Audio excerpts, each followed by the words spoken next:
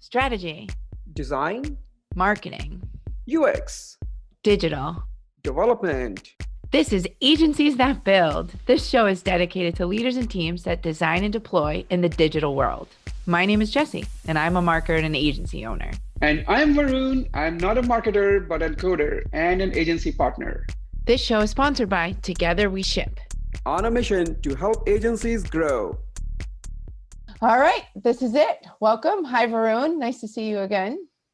Yeah, nice to see you. Today's guest he has worked at the largest Fortune 50 organizations as well as some small regional nonprofits. So you have a nice range guest. You are a recent winner of the AIGA Louisville Visionary Award. You've been named one of 20 people to know in advertising by Business First. You're the CEO of VIA Studios. Jason Clark, welcome to the show. That sounds fancier than it really is, but that was good. Thank you. Good to talk to you all. Former musician, as we just heard, which I can't wait to talk to you about a little bit here. Excellent. So we're going to keep things conversational. How you doing today? How's the weather down there? And I'm great. Your neck of the woods. It's been pretty sunny for the past week, but I think we have rain coming in tonight. So that's good. All right. So let's dive right in. Are you ready? So my first question, as an agency owner, we're going to spend the first half of our conversation talking about learning from you, tidbits and tricks. Our audience is other fellow agency owners. So we're looking for some things that you know better than anybody else, or some advice or things that you've picked up on the way. Then We'll spend the second half of the podcast talking about you and hearing. I can't wait. I have like a laundry list of questions. We're going to have fun. Yes, it'll be good. So let's start off, with a good question to start off with. As an agency owner, what's the number one most fun thing for you? The number one most fun thing. Yeah. I think there's a couple things. The first one is definitely the relationships that you build. At this point, I've been an agency owner for almost 20 years, and you just meet the best people in the community that really have passion about what they do. And working in an agency, you get to help in all of those things that excite other people, and you can really help them with your subject matter expertise. So, and again, you build relationships along the way. I never thought that I would have the network of friends and people that I respect and just be a part of that. I think that's a big piece of it. And then internally, it's really like watching staff develop as they grow into their careers. That's just amazing. There's some people who've been here for 5+ years and are just top talent at this point. And that's super exciting to watch them develop as in their own careers. I would agree. I think the creativity that comes out of all of that stuff too is so fun. I feel like right. As an agency owner, you have like it's like a little family. It's so sentimental, but yeah, absolutely. I feel like it's like the same, the struggle is real for a lot of us. And, you really learn to care about the people that stick around, and, it's the family metaphor works, but it's, just being able to support someone's development as a professional, and, that affects all aspects of their life. So it really means a lot, and, hopefully it means a lot to them as well. Do you feel like as an agency owner and as somebody who's kind of mentoring and building up, these relationships, do you feel like you bring something a little bit different than someone who may have gotten, I'm going to say, a more traditional career path, and I can say that because I've done all sides of that. Right. Like an aging person is different than someone who like lives in corporate or lives in this other, industry or something. Would you say? I'd ask actually both of you, Varun, I know you've spent a lot of time in this space too. Yeah.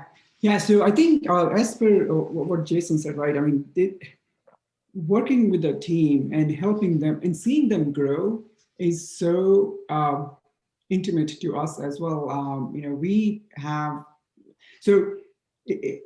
over last 20 years we've been in business. We have grown to almost like 400 people. But now, for first 15 years, like we were working so independently, and now we have realized so much value in having the core learning and teaching and helping them grow as human beings as well as creatives, designers, developers is so important. And that is the reason why they want to stay. They stick with you. It's not because of just financial gain, economic purposes. It's more than that. So when you attach yourself with them, I think, and have them realize the how they are making positive contributions to the world, I think that goes a long way. So to me, I think that excites me more than anything else. Yeah, absolutely. Jason, you said something in our prep call, and for those of you watching the YouTube, I keep looking at my notes. So just to be very candid about it, there's all kinds of notes.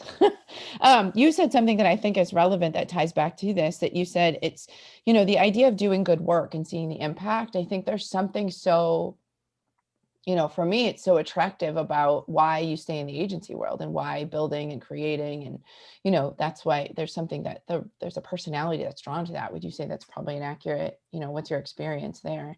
Oh, absolutely. Yeah. There are, you know, some people think that they want to work in this industry and with the cultures that we have. And it's, it can be difficult if you're not built for it. And I've seen this, the kind of the traditional corporate way to move up in your career is, stay at one place for, a couple decades and climb that ladder. Maybe it's an old school way to think. But some people excel there. And, I failed miserably. I can't do that.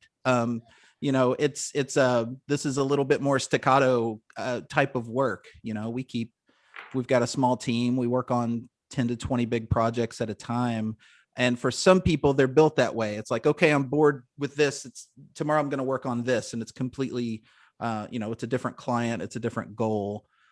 Some people can't do that and aren't built for that. And some people just latch on immediately and just, they love it. We try to give our team the autonomy during their week to switch it up if they need to. When you're hiring, and I'm taking a left turn here, like when you're hiring for people in agencies, I feel like, because I've worked in corporate, I've worked in startups, I've worked at multiple agencies, and, there's something different that you hire for, I think, from a personality wise, outside of management and the usual like management style, cultural fit, and all that fun stuff. Right. What are you looking for in terms of like, what are a couple of key things that you're looking for when you're hiring some of these people Right. Yeah. Sticky, that sticky quality. Like, yeah, it's you have like a good interview question, what's a good nugget there? Oh goodness. Really, it's my goal. So we have a really strong leadership team and I trust them. If they tell me they want to hire somebody, I'm not going to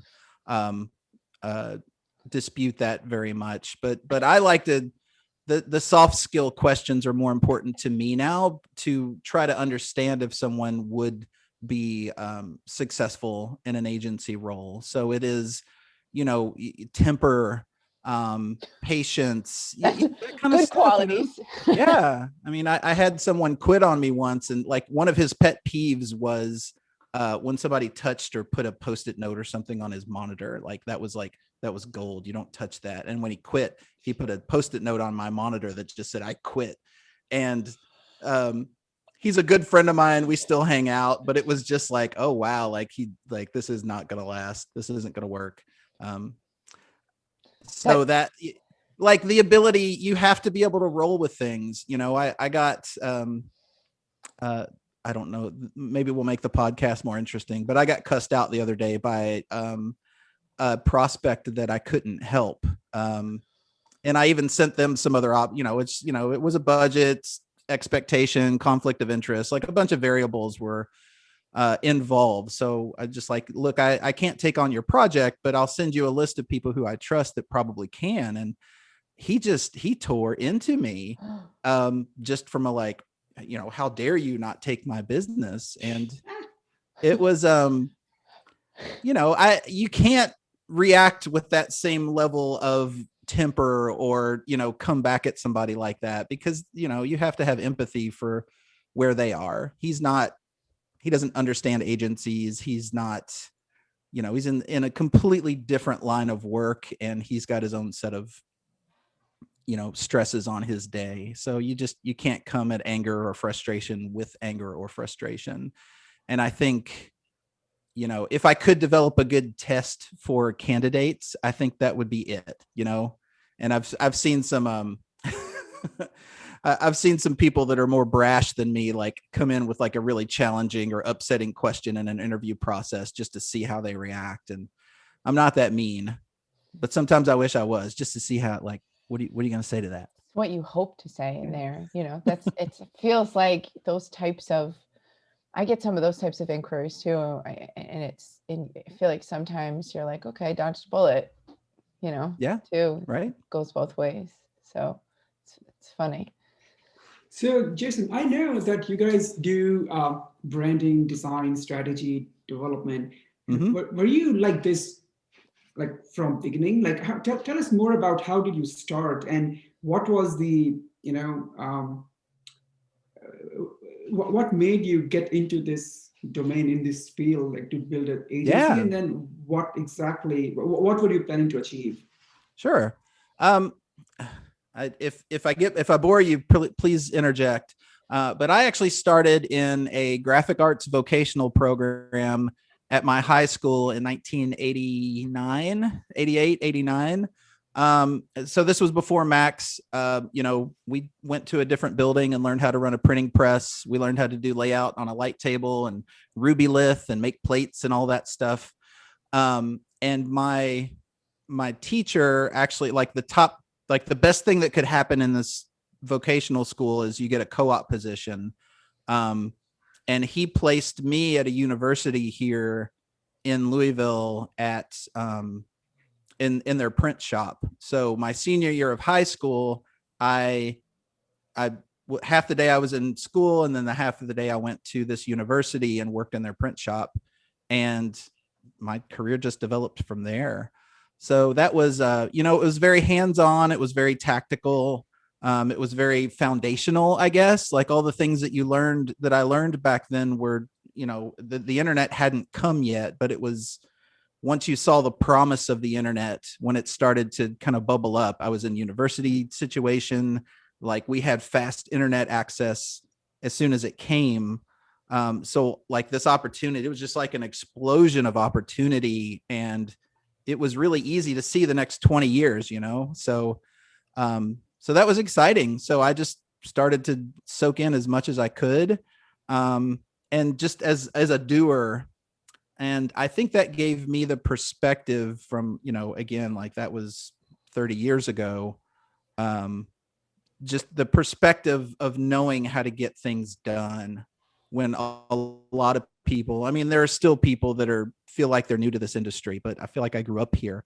So when I left, I worked at a bigger agency here in town, and I left in 2003 because I was a cocky little kid and thought that I could do it better. So that was Varun. So long way to answer your question is I thought I could do it better. So I quit this agency job, and I started to do freelance and contract work. And I actually met somebody that owned Via Studio. He actually founded the company in 1996. And in 2003, I joined up with him. He was a really good business development person, and I was really good at knowing how to get things done. I had a lot of ideas, just growing, you're swimming in the waters of the internet. So it was easier for me to see how to get things done or have ideas for how people could solve a problem or a goal. And then, he tried to hire me for Via, and I did not want to be hired. So I was like, no, I'll just do contract work for you. I'm good. And then after we worked together for about 6 months, he offered to let me buy into the company. And there was, I think at that point, there were just 3 or 4 of us.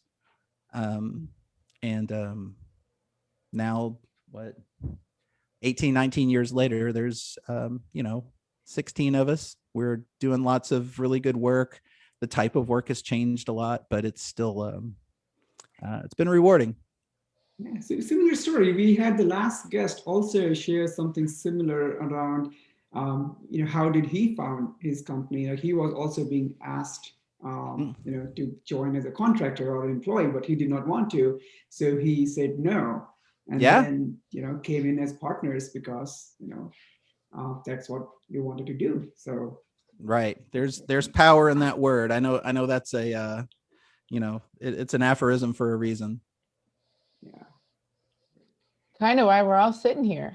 Yeah, absolutely. That's Yeah, how I mean, I don't know where he is on your screen, but that's how we met. So he's there.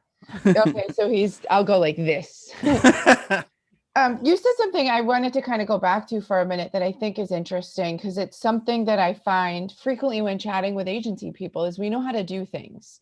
Mhm. It's a loaded sentence, but we know how to, and I think for you, the aspiration and tying back to what we're talking about, the knowing how to do things better, Yeah. what was it that you felt like you knew how to do better? And get really specific with me or with us in terms of like, did you notice there was a process issue? Was it the creative wasn't up to, okay. So yeah, it's the flow and how it works through the organization. Talk to us a little bit about like, give us some insight what you were thinking. Yeah. So we had a huge client at this big agency that I worked at, 120 employees or so, more traditional. And there was an interactive piece of this. And at the time we were developing, it started with CD-ROMs because there was too much content for the internet back then. So I love it. right. Yeah. So it was, we did this package of training CD-ROMs in Macromedia Director and Flash at the time. Yes. And it was essentially replacing a big conference that they had twice a year. So they were saving millions of dollars by not having to fly all of their sales managers into Louisville to do these trainings. It was a huge value to that company. And however, there were maybe 4 of us that actually knew how to do this work. So we were working 16, 18-hour days on the regular. And it just wasn't sustainable. I had, when it got to the end of that, I had worked a 26-hour day. And I went to my boss after that day. I worked from 8:30 in the morning to about 9:30 the next morning. And I was just like, my boss comes in and it's like, okay, well, y'all go get a shower and come on back because we're not done yet. I'm just like, nope, can't do this. And that was, that kind of spun around in my head is like, you can't treat people that way. I guess that was the biggest thing. That was really important to me. Like I felt like I wanted to do this work. It was exciting. There was, being able to figure that stuff out that nobody else could was super cool. So the hours weren't that big of a deal, but the fact that there was no empathy, there was no, they just couldn't loosen the chains at all. And it was all about making this client happy and delivering on time, which I get. But, when you work for 4 months in a row, 12 to 16-hour days, my girlfriend, now wife at the time, she would get home from going out with her friends and like we'd be on AOL Instant Messenger at like 2 in the morning. I'd still be at the office and she's like, hey, what are you doing? I'm like, working.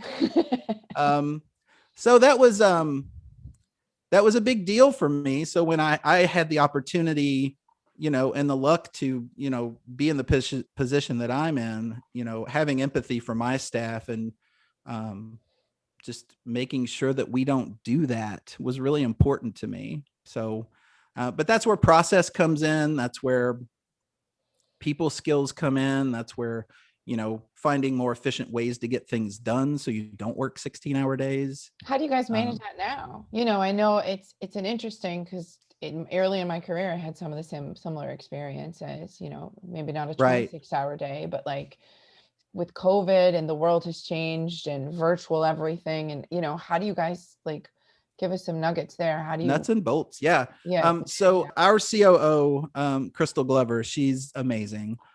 She's been here for, I think, nine years at this point, maybe 10. So we have a really good relationship. We've got a really good rhythm, and so we have essentially our system is our accounts team is responsible for scheduling out our team by Thursday of the week previous. So all the tasking is done the week before so that the team knows what they're working on the next week. And then they get the opportunity to estimate their tasks. So, and then she'll go back into the system after everyone's estimated their tasks. And it's like, oh, hey, so-and-so's, they're scheduled for 45 hours next week. Is there anything we can move? Sometimes there's not, but most of the time it's not critical. So it's, hey, can this internal task roll? So that's the conversation that we have on late Thursday and early Friday. So again, everybody knows what their next week is going to be. And they get an opportunity to participate in that and how that gets scheduled. It works really well. We've been doing that for, I don't know, 5 or 6 years at this point. And again, it's not perfect. And you have to anticipate clients that will have last minute requests and that type of thing. But once you have a good rhythm with that, it works really well. Yeah, scope creep. It's always everybody's biggest nemesis, scope creep. What would be your the biggest strength? Like, I mean, as I mentioned earlier, like you kind of do pretty much everything. Mm-hmm. Do you call yourself full service, or you call yourself more of a branding and design company? How do you position yourself? It is. I don't have that one sentence positioning that that it's the biggest problem right now. Right, with agencies, right. I mean, yeah. But so I think our strength there in positioning is our roadmap. So I have a few graphics that I can use to show our prospects of our methodology. And I kind of stole it from EOS, if you know what EOS is.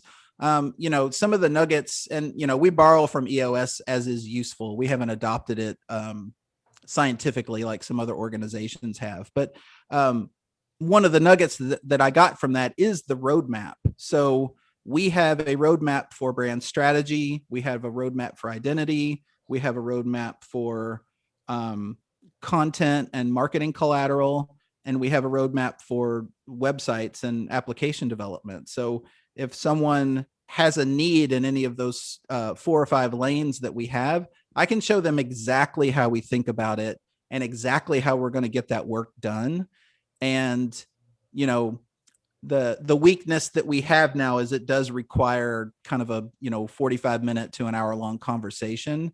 But if I can have that conversation, we've got a pretty good win rate from there. I think all agencies kind of aim for 30%, and we're probably there and a little bit higher than that if we can get to that roadmap conversation. So does that roadmap conversation happen? I guess you start with a sales call, and then from there you qualify the prospect, and then you decide if they're ready to do the discovery. Like, where does the discovery fit in the roadmap conversation? There's a strategy phase at the beginning of every engagement, everyone. So that's depending on the type of work kind of defines what that looks like. And again, we've got great templates for what we call a strategy brief. We kind of modified a creative brief to define what because with strategy, you're trying to figure out what to figure out, if that makes any sense. So that can be confusing to some people. And if they come to us and they're open and they know, so we just got hired for some brand strategy work. And again, the prospect didn't really know what they like. We don't know what we need to know. And that's a great place for us to come in, because we do have a methodology to help them put shape to that. And I'm really excited to show them at that point, here's a similar situation where we solve that problem for, 10 other clients. And the compliment that I got from this prospect, this was maybe 3 weeks ago. He was like, everybody else I've talked to in this that does this work just seems too loosey goosey. Like, I'm not convinced that they can give me what I need, but I can understand, I can see your linear process and see how each deliverable builds on the other one, and that I am going to get what I need. And that was the biggest compliment I've gotten so far this year. That's good. It's a good insight. I think one of the biggest, another struggle that I've seen is when people say, I need this thing, I need this widget. And you're like, actually, you don't. You need these Right. 6 other, purple widgets. Right. And how do you get them? Like, do you have within that, when they come, when they don't know, I feel like it's so much more fun and easier to kind of dive in because you're educating while solving problems. But it's how do you pivot from like, okay, I need the widget. Do you have like a method for? Well, it's so this is I don't know, this is kind of the light bulb moment that I had a few years ago, because I would have, our design team would get frustrated because of that conversation, right? It's like, hey, client X asked for this, and this isn't really what they need. Like, how do we tell them they're wrong? I'm like, you don't. No. They're, so the way that I define that and try to help mentor my team is, are they asking you to do a thing, or are they asking you to solve a problem? Because in their mind, that's very different. Like, even with me, if I ask my team to do a thing and they try to solve a problem, I get frustrated. It's like, no, just give me a JPEG. Like, this doesn't need to be, we're not going to over engineer this thing. I just need a thing. It's disposable. It's an artifact of, a process. And I don't want to over talk. I don't want to talk too much about it. Just do the thing. So that's a really great way for our team that I use to help our team not get frustrated with clients, is maybe they're just asking you to do a thing, and maybe that needs to be okay. Mm-hmm. Because when they ask us to solve a problem, we're really good at that, but you have to know how open they are to that being the case. So that's quite interesting, because, and I can relate to that a lot, since we have done, so we work with clients all over the globe, right? And they, the biggest thing that we hear, or not we, like in general, any offshore shop, like, offshore teams that you work with, if you have worked, I don't know, but when you work with them, you'll notice that this is the common challenge that clients would talk about, that, they are great when you tell them this is what we want. Right. But, when it comes to problem solving, or when it comes to, strategizing, sometimes they don't get that feedback back, because I think there's a difference in expectations. Like you said it, right? So before you even engage with the client, set the expectations right. Like, what are you looking for? Do you want us to come in as partners, as collaborators, as someone who do the thinking with you? Or do you want us to just do the job? Here are the tasks and just do them. So once you set those expectations, I think a lot of problems solve right there. And then, otherwise clients have something in their head versus they are asking something else to do, or at least the team is thinking something else. So making sure that is clarified and communicated properly makes a huge difference. Right. It goes back to the soft skills at the beginning of this conversation, right? Like, there's some psychology involved in, a client doesn't know that framing. And sometimes you don't want them to know that framing, because they might be asking you to solve a problem, but they might think that they're asking you to do a thing, and it's really simple. So that's, I think it's a good perspective. I love that conversation, like time after time, if a staff member approaches me with a frustration with a project or a client, that's the framing we use. And it, like, you can get to it very quickly at that point. Yeah. We always use so here's what I'm hearing from you. This is what you're looking for.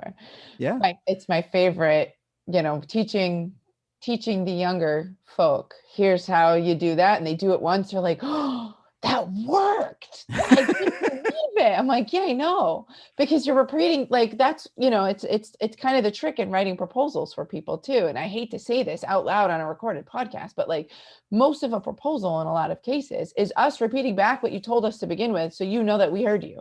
Yeah, it's honestly, that's the best compliment that you can pay somebody that works in an agency is you know how to listen. Mm-hmm. And one of my favorite clients, and he's moved to Chicago, which is I hate because we just had such a great working relationship. He's like, Jason, you and your team are the best listeners I've ever worked with.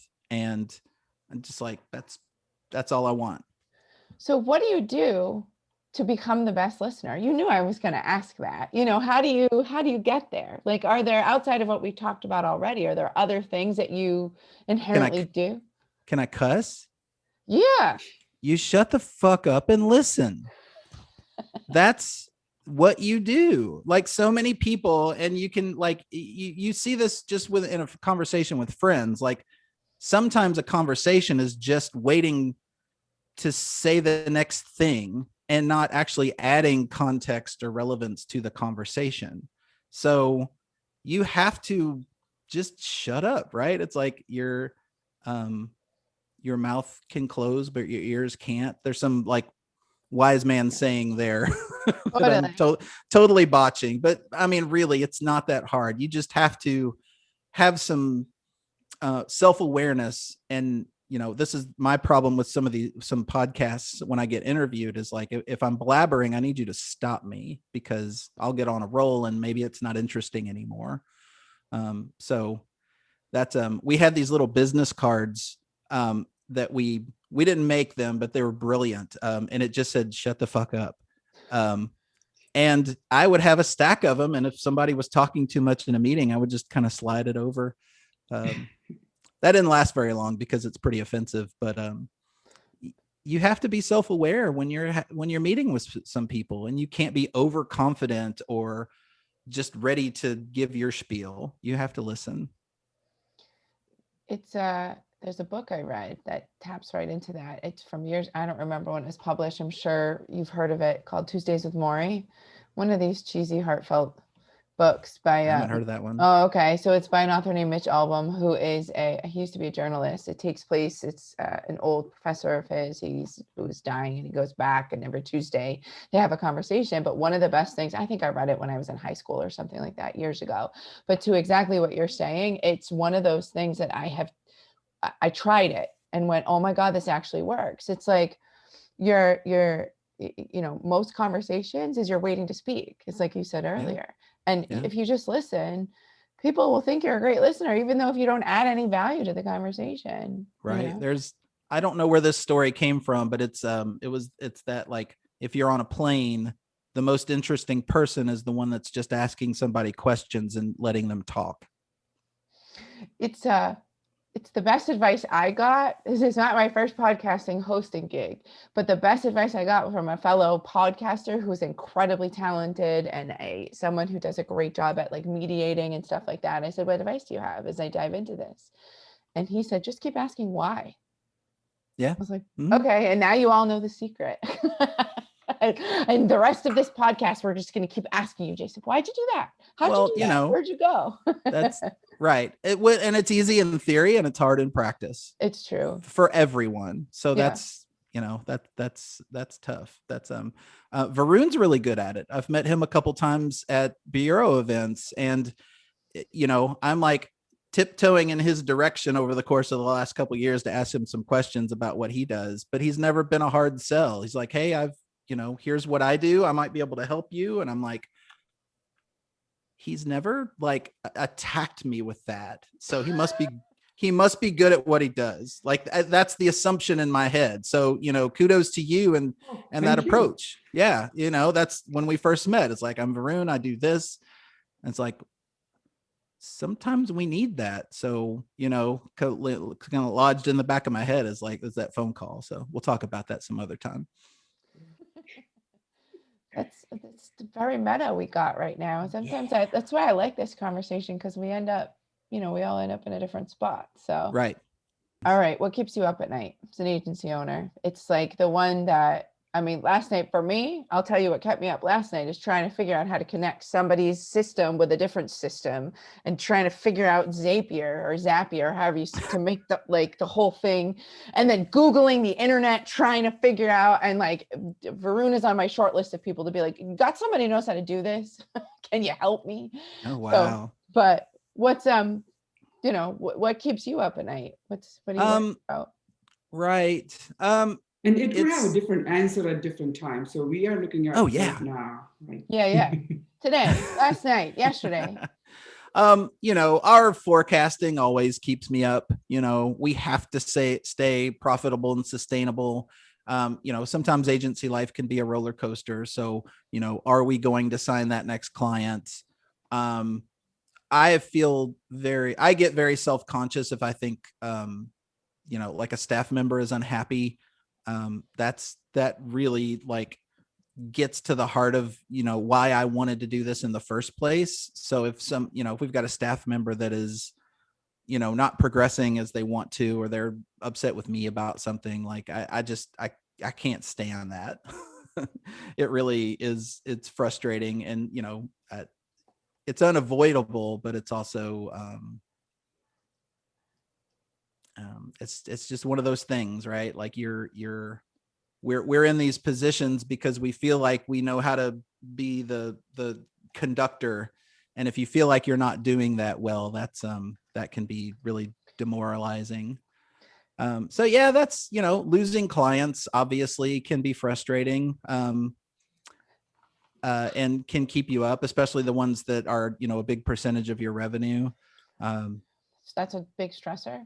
Yeah. I want to ask you about, when staff members, we've talked a lot about staff, but I think it's important because it's kind of the lifeblood of what we do. Yeah. It's part of what clients are buying. And I have a couple of questions around that for you. So you said it really bugs you when you think somebody's unhappy. Do you know, like, are you an open door policy kind of guy? Like, give us a little bit of insight into how, I've worked for agency owners who are you don't walk in there, you don't have that conversation. And I have some who are still really, really good friends of mine. Right. Right. So No, I mean, I come from production, so I empathize a lot with somebody that's, overworked or, just kind of burnt out on what they've been doing. I totally get it. So yeah, I'm more of an open door, and, I probably welcome that conversation more often than people take me up on it.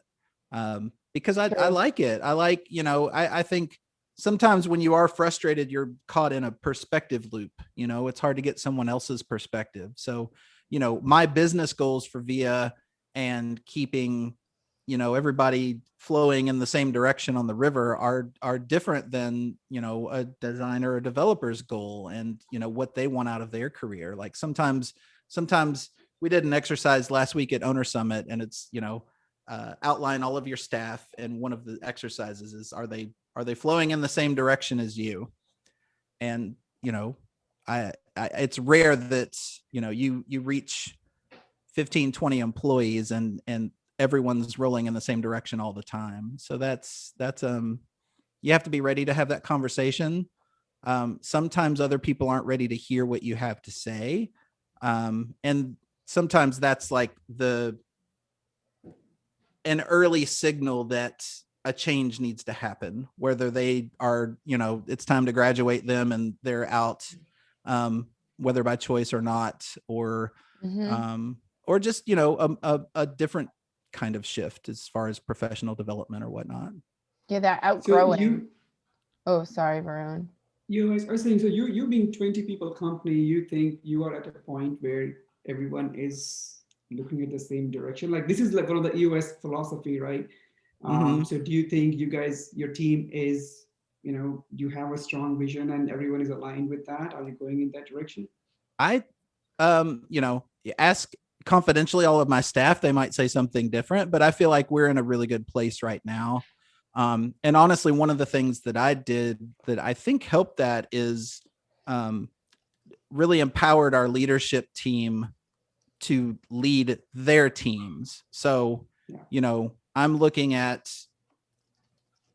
4 or 5 other people than 20 people. Like when you're until you give other people that authority to kind of help guide that vision, and you leave it all on your own shoulders, it's just not sustainable. So when we made that shift, and we did that a couple years ago, just like the most senior person on each team is essentially part of our leadership team.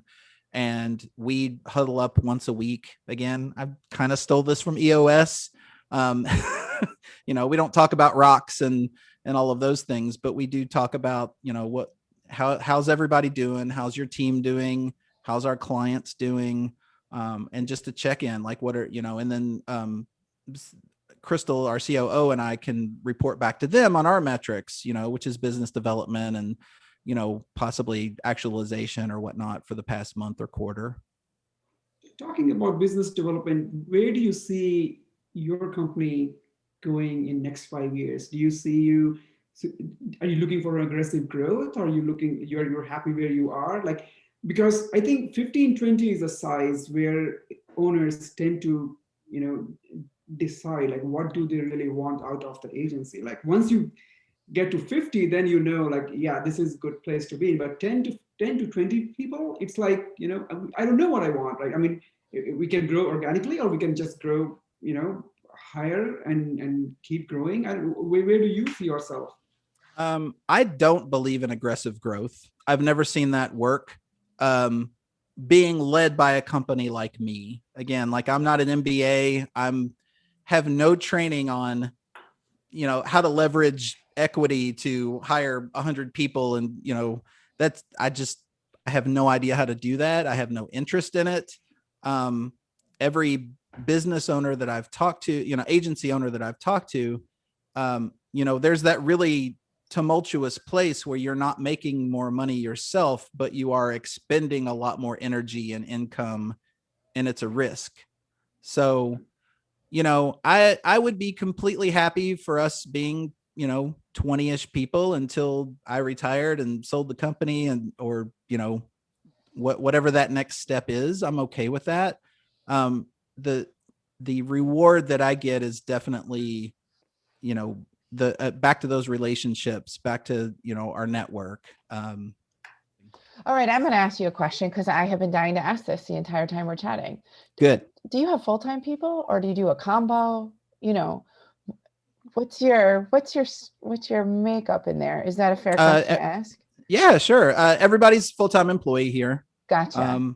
We have a small network of contractors or other agency people that we collaborate with if necessary. Supporters. So, yeah, there's a friend of mine that owns a design agency here, and I love him to death. We're buds, and we do web projects for him, and we bring him on as a design or creative lead on some of our projects when it's appropriate.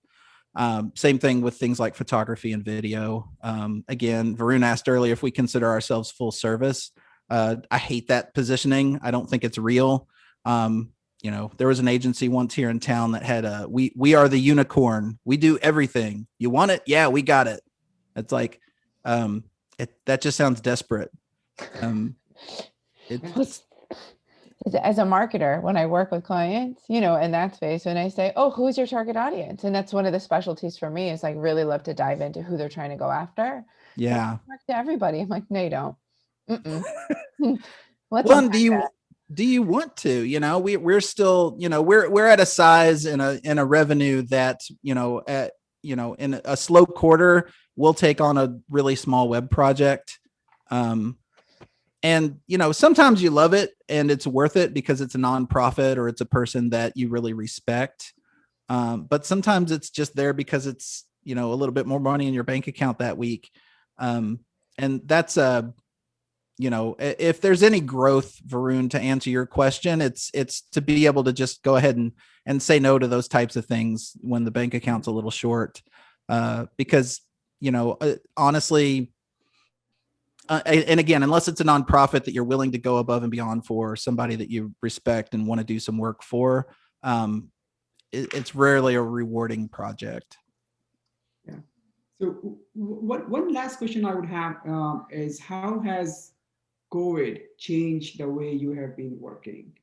how, since everybody has gone remote, how has that changed your approach to delivering the web projects, the design projects, or any type of work that you guys do?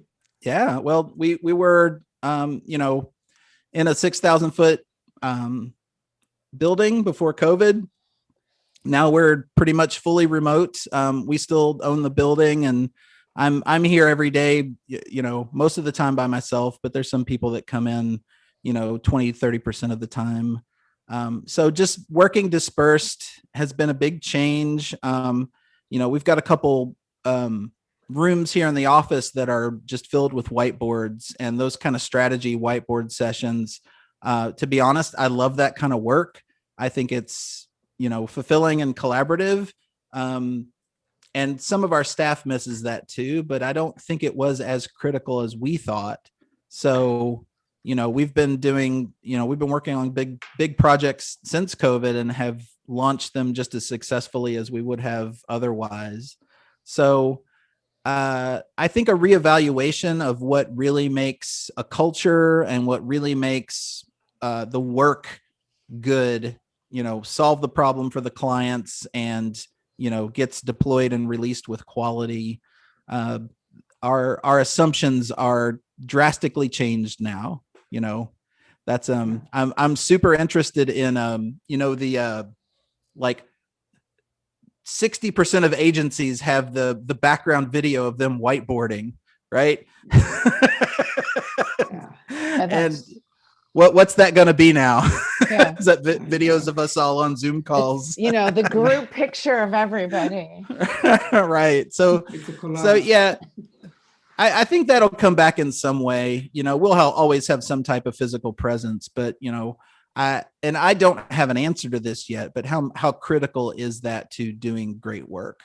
And I still don't know, because the quality of our work hasn't gone down.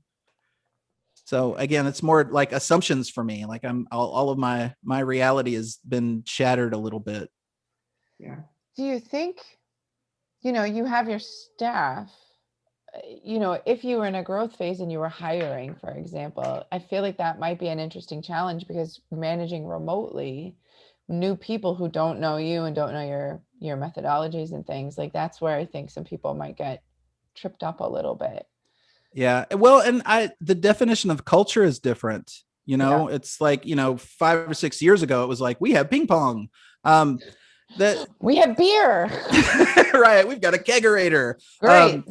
And, we actually just sent an anonymous survey to our staff that said, if we were fully remote moving forward, would you consider employment elsewhere? And nobody said yes. So I think that's a testament to what culture really means, which is being empathetic to your staff, caring about them as much as you care about the bottom line, checking in with people, just those lines of communication, those lines of empathy. That's so much more culture than, hey, we go to have a drink every Thursday after work. That's, the authenticity that you bring, I think has become, I've talked a lot about this with folks too, is like people want to work for companies that know their people, regardless if you're an agency, a company, an organization, a firm, fill in the blank here, it's treating people like humans. And I think that's a really interesting point in terms of, you get to this past year has been a challenge in a lot of ways, but also like, I feel like we're going to live life a little bit differently as we move forward, Yeah. So. I took a road trip back in July of last year. We went up to Maine. We converted a school bus into a camper, and went on the road for 3 weeks, and just like working from a school bus was so cool. I'm super jealous, because I've been bugging my husband to do that. I'm like, can we sell the house and buy a van and travel the world or the country? He's not quite there yet. It's a commitment. Yeah. It's still a road trip vehicle for us. I wouldn't live in it. Yeah. Cool. Well, that actually is a nice segue into kind of the second half of our conversation. We want to learn a little bit more about you. Tell us about, I love the way this question is phrased. Tell us about little Jason. Tell us about, when you're a child, where you grew up, where you're from. Give us some good, I know you've got some good stories in there. Of course, I've got good stories. Give us some insights. Um, Now you're on the spot. Where'd you grow up? Are you from Louisville originally? yeah, born and raised in Louisville. And was I don't know. I everything. Childhood sounds. I don't know. I don't want to sound stereotypical, but we weren't well off. We lived in one of the more lower middle class neighborhoods in the city, and most of my family was just kind of traditional middle class, like find a job at the car factory and work 30-40 years and then retire, which was kind of funny because when I quit that big agency job, my mom called me about a week later, and she had been worried about me the whole time, and she's like, Jason, there's probably still time that you can call them up and beg for your job back. And I was just so done at that point. It's just like, Mom, I'm not going to do that. That's not going to happen. So I guess music was a big influence on me as I started to develop as a human, which was, I think, taught me, what sports teaches a lot of people, I think, about teamwork and that kind of thing. And also just not having stage fright. Not being afraid to go on a podcast and talk for a couple hours.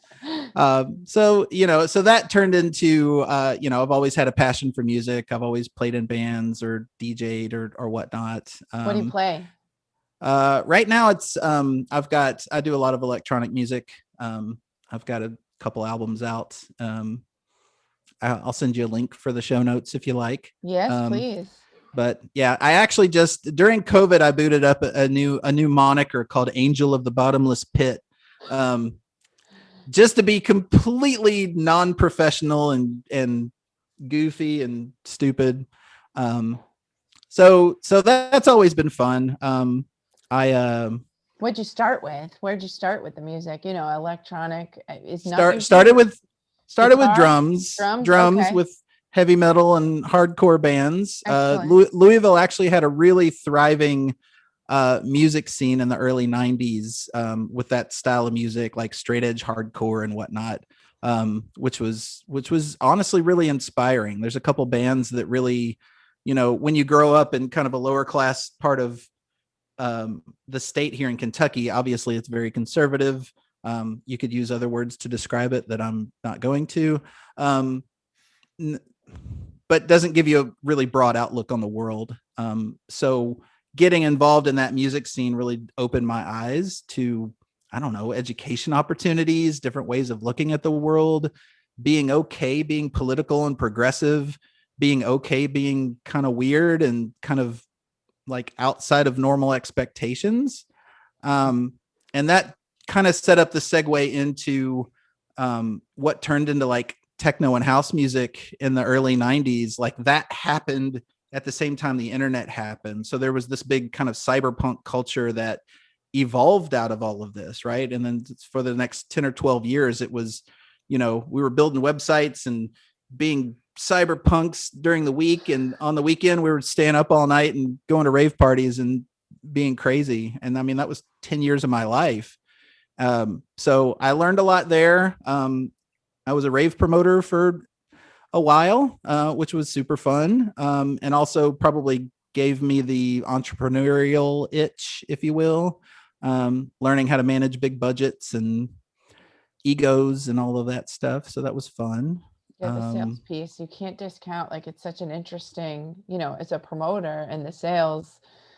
I feel like everybody should either work in, a service industry or retail at some point in their life to get that experience. So yeah, it's young designers. I'm, if like looking for work, I'm like, find like create a brand or find a band that you love and do some work for them, or, like do something cultural and social to, just learn how to do this work. Stretch your legs a little bit. It's, I just like, I learned so much during that period of my life. Who were So some of the bands you had in your record player, CD player, depending on how you want to answer the question? yeah, That's sure. yeah, give us some insights. Who are you? Well, early high school was all like heavy metal and thrash metal. So I'm like Okay. right in that lane in like Mm-hmm. 1986, 87, going to see Metallica and all of that Mm-hmm. stuff. And then as I got a little bit older and weirder, it turned into the more industrial sounds, Nine Inch Nails, Yep. Ministry.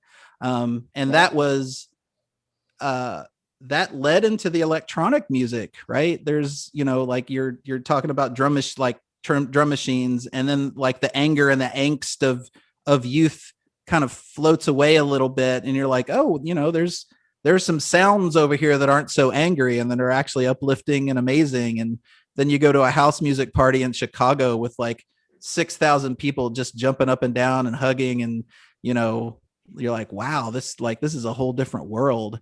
um It's like Beastie Boys going from what they were into that, instrumental album that they put out. I want to say yeah, it was like, oh, I don't know the exact date, but I just remember they came to Boston and we saw them like, and so the first half of the show, they played that instrumental music and you're like, it's amazing, right? Yeah, what is this? In the second half, they played all the stuff that you're used to hearing. So it's right. like, it's such an interesting how that feeds into both of them.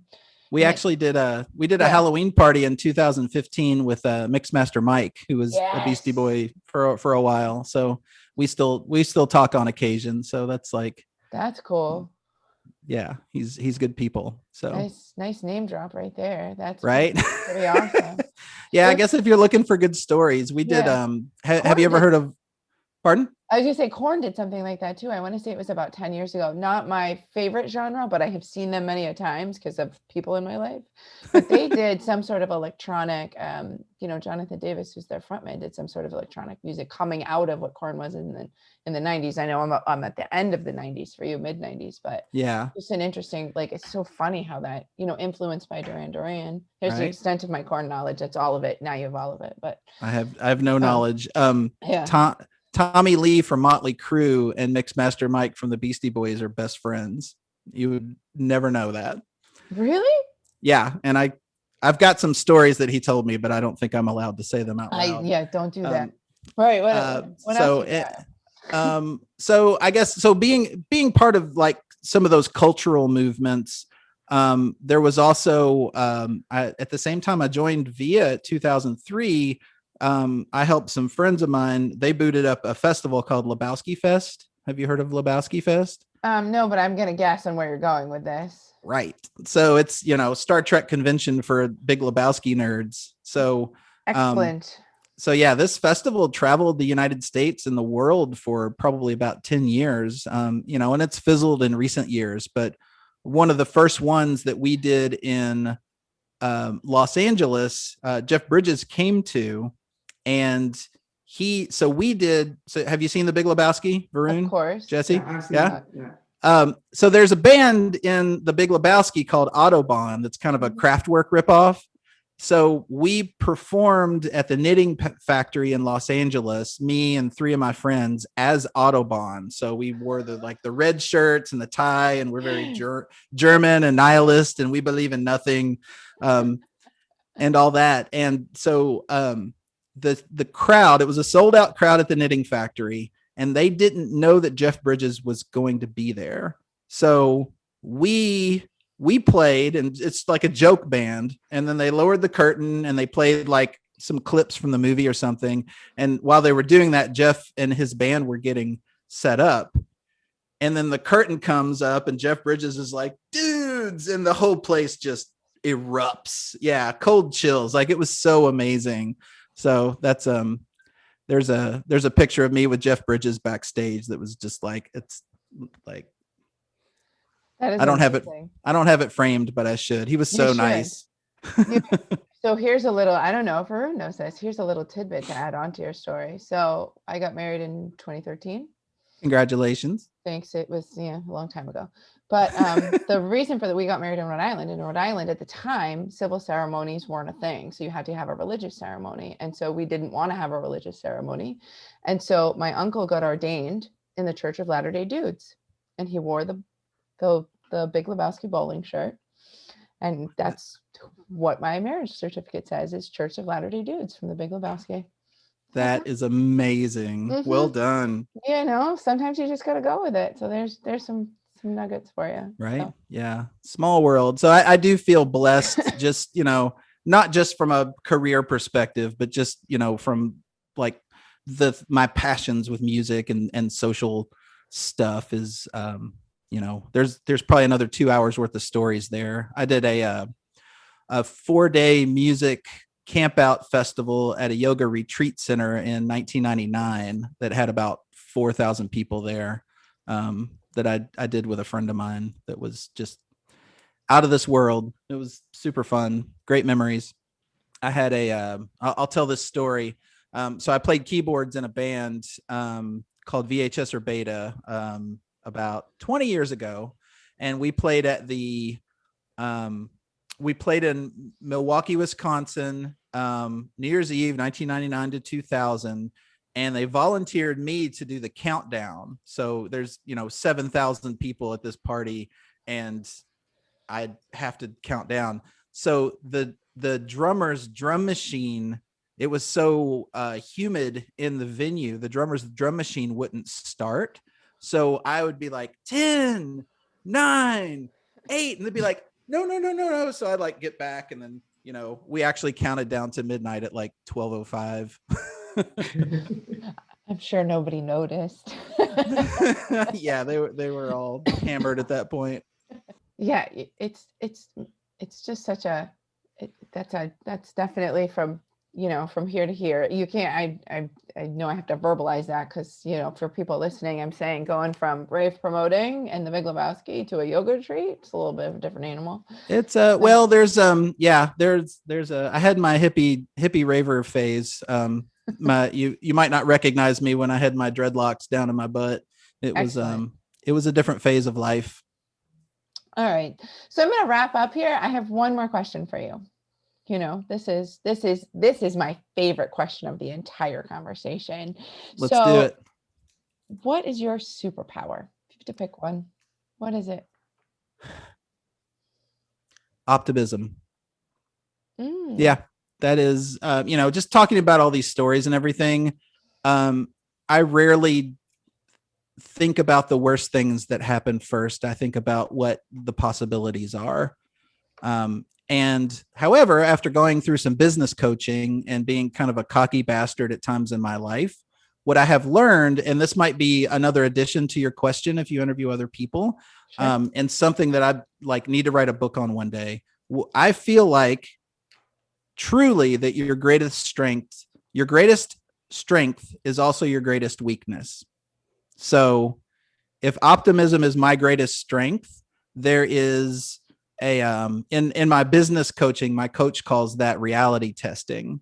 So we actually got a dream client a couple of years ago, had a 2-year project with them that took them through our whole roadmap of branding, brand strategy, identity, website, big e-commerce site for them. And when we first started the project, I was so excited, but we didn't know how we were going to get it done. And we actually lost a couple employees along the way because I was just like, we'll figure it out. Like, this is awesome. Don't you think it's awesome? And they're like, no, this isn't awesome. How are we going to do this? And I was just like, I didn't realize how much of a jerk and how unempathetic I was being to my staff during that part of the process. Like, I should have developed a little bit of a plan of, you know, how we're going to put shape to this before it's just like, we want a big project. So, but that being a superpower is also like, I'm really good at helping other people see what could be. Like, in the best case of, you know, what success looks like, here's what we could be doing. And I think that helps people dream a little bit and, you know, head towards those aspirations. Well, it's a motivator too, in a lot of ways, you know, yeah. Obviously knowing where the limitations are, but you want to, as a leader of an organization, you want to say, here's where we're going, here's what we're building, here's what we're going to do. And here's how, you know, it's how we're going to get there. That's where people start to question. So, yeah, but I have to temper that sometimes because I get so excited and, you know, it's like, you can see over like a couple mountains that you have to climb, when other people with like other demeanors just see the mountain that you have to climb. It's like, fuck, that's steep. Yeah. Are we going to make it? So, so that is obviously tempered a little bit, but that's honestly, that's again, one of the things that I will like, I really am happy that I've had that coaching, because it helps me like put it in context, try to put a little bit of shape around it before I'm like, just coming out with the confetti cannon. Do it! Totally. Yeah, absolutely. Well, thanks so much. This was a really fun chat. I appreciate your insights and just to let people know where they can find you. LinkedIn, correct? LinkedIn. Yeah. I should be Twitter? easy to find. Jason Clark, Clarkster on Twitter. Yeah. See Jason Clark on Instagram if you want to see more. We've been doing a live stream DJ show every 2 weeks out of the office called Transmit. So that's been kind of a side project of mine. So a lot of my Instagram, since we can't travel right now, has been, shots of my friends DJing and, upcoming stuff. So cool. So, yeah, trying to delete my Facebook, so don't send anybody there. All right. Well, and then via.studio is your via.studio. Excellent. Well, love that .studio domain. Yeah, that's a good one. Well, thanks so much, Varun. It was a pleasure as usual. Yeah, it's good to see you all. Yeah, that's it, everyone. If you learned something today or laughed, tell someone about the podcast. Thanks. See you guys next time. Thanks for listening. Find our other episodes on agencies.build.com. Plus, we're listed anywhere you find your favorite podcast.